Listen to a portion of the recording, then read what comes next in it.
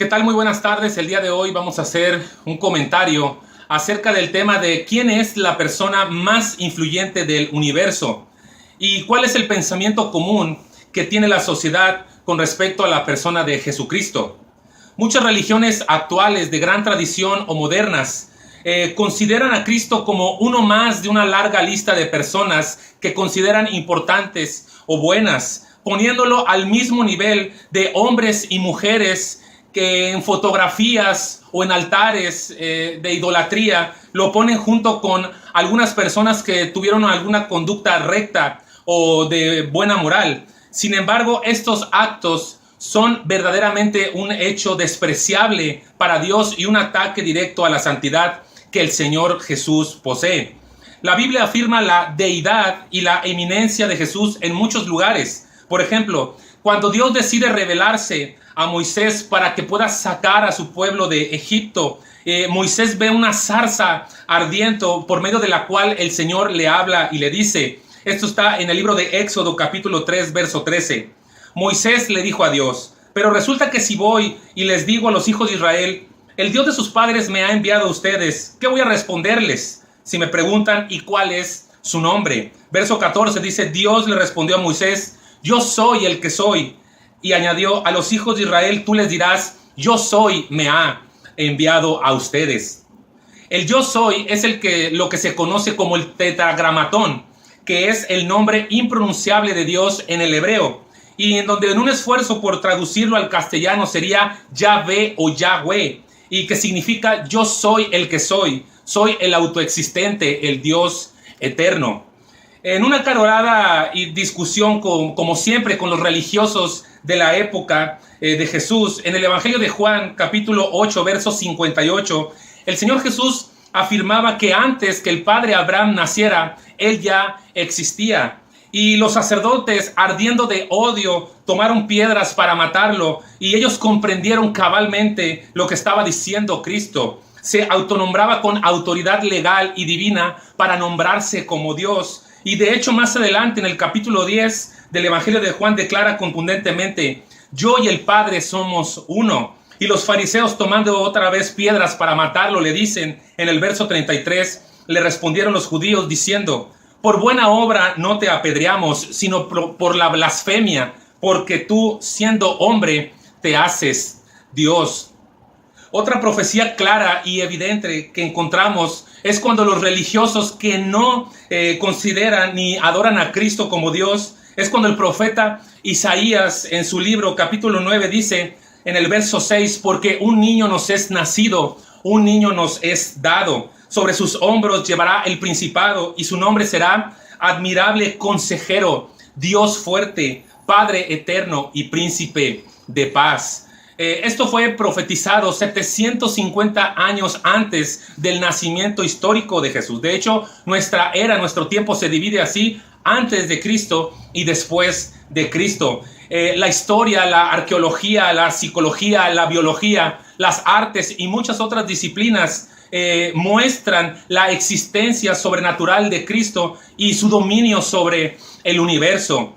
Otra prueba de su deidad era cuando el Señor Jesús, estando en la barca con sus discípulos en una madrugada en el mar de Galilea, se avicinó una tormenta y él estaba dormido, descansando, y la barca estaba a punto de hundirse y todos estaban aterrados por morir. Y el Señor Jesús le dice a las tormentas y a las olas, calla, enmudece, y después hubo una grande bonanza. Sin embargo, en el Antiguo Testamento, en el Salmo 89:8, hay otra profecía que dice, Señor Dios Todopoderoso, no hay nadie como tú, lleno de poder y fidelidad. Tú controlas el poderoso mar y calmas las fuertes olas. Ningún ser creado, ni ningún ser humano, por muy bueno que sea, tiene el poder para ejercer control y dirección sobre el universo. Ni ningún papa, ni ningún profeta moderno, ni ningún gurú, ni Mahatma Gandhi, ni Buda, ni Hare Krishna, ni ninguno de las personas que se autonombran líderes religiosos puede tener y mandar a la naturaleza para que le obedezca. Solamente Dios puede hacer eso, y Cristo lo hizo. Para sellar el argumento a favor de la divinidad de Jesús, La carta a los Hebreos, capítulo 1, verso 3, dice de Él: Él es el resplandor de la gloria de Dios. Él es la imagen misma de lo que Dios es. Él es quien sustenta, Cristo sustenta todas las cosas con la palabra de su poder. Y en el verso 8 dice, pero Cristo, el Hijo, dice: tu trono, oh Dios, es eterno y para siempre. El cetro de tu reino es cetro de equidad y de justicia. Y en el verso 10, Señor, tú fundaste la tierra en el principio y los cielos son obra de tus manos. La primera frase que se encuentra al abrir las Escrituras en Génesis capítulo 1, verso 1 dice: en el principio creó Dios los cielos y la tierra. Cristo fue el agente de la creación. Con su palabra sustenta todo y lo que hay en Él. Él es el dueño del universo y porque Él ha hecho todo. Todas las cosas por Él fueron hechas y sin Él nada de lo que ha sido hecho fue hecho. Para muchos esto es una locura. Cristo es el creador de todas las cosas. Él es el que sostiene el mundo y el universo por completo. Y ese Dios que tomó forma humana vino a morir en una cruz hace casi 2000 años y vino a morir por ti, por mí y por todos para salvar a todos los que crean en Él. La cruz para muchos significa algo romántico. La dibujan, la decoran, la pintan. La tienen como adorno o peor aún, la tienen como un fetiche en puertas y ventanas, como si fuera un artículo para los hechizos o los conjuros, para la magia blanca o magia negra. Pero eso no es lo que significa la cruz para Dios. El Padre ha determinado que la crucifixión fue el medio por el cual usó para el castigo de su propio Hijo, quien tomó nuestro lugar, que se hizo maldición por nosotros, y ninguno de los seres humanos que ha nacido puede merecer el favor de Dios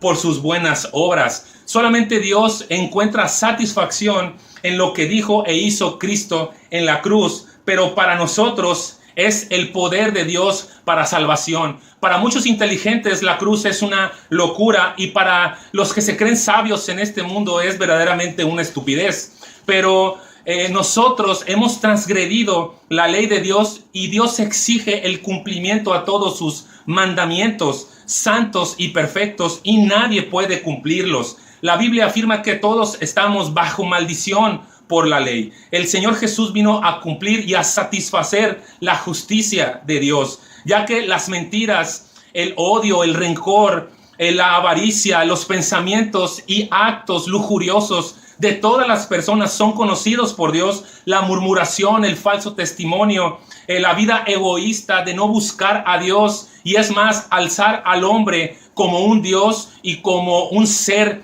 lleno de sabiduría, haciendo a un lado la palabra de Dios. E incluso por usar el nombre de Dios para cualquier otra cosa. Todo ese tipo de pecados condenan a las personas y evitan que los seres humanos por sí mismos puedan entrar al reino de los cielos. Y por nuestros múltiples pecados, el poder religioso y el poder político perverso de la época de Cristo enjuiciaron al Señor y le hicieron en menos de un día 3 juicios injustos.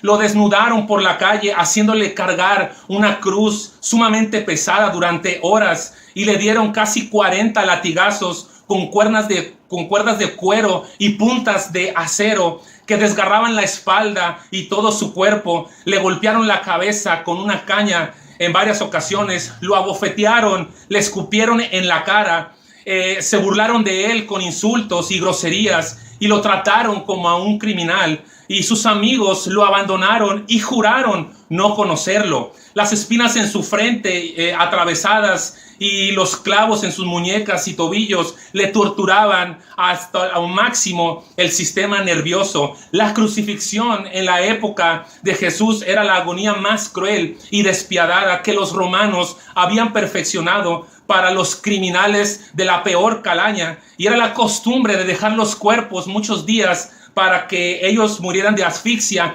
desangrados y despedazados, mordidos por los perros.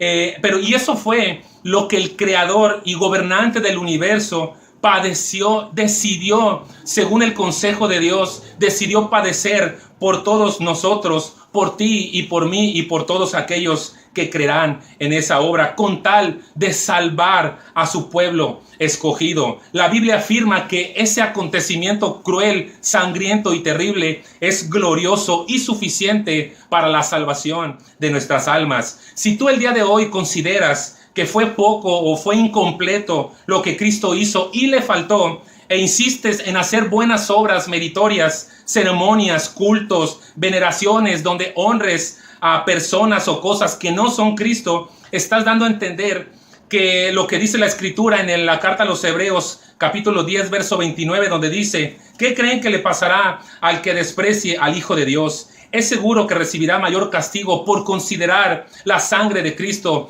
como basura. Esa sangre que estableció el nuevo pacto lo había purificado de sus pecados. Por eso recibirá un castigo peor por insultar al Espíritu que nos muestra el generoso amor de Dios. Verso 31, horrenda cosa es caer en manos del Dios vivo. Si insistes en vivir una vida en franca rebeldía ante Dios sin tomar en cuenta su palabra y sus advertencias, o si sigues en tu religión, la cual no ha transformado tu vida ni tu corazón, y te autoengañas de estar bien con Dios cuando en realidad has actuado y has llevado todo de manera superficial y vacía, no habrá escapatoria durante toda la eternidad y experimentarás la ira de Dios por siempre. Lo que Cristo sufrió en la cruz, en el monte de la calavera, lo sufrirás tú por siempre en la realidad del fuego eterno del infierno. Pero si te arrepientes y te alejas de esa vida y te entregas al Señor y confiesas tus pecados, alcanzarás la gracia, la misericordia y el amor de Dios para una nueva vida.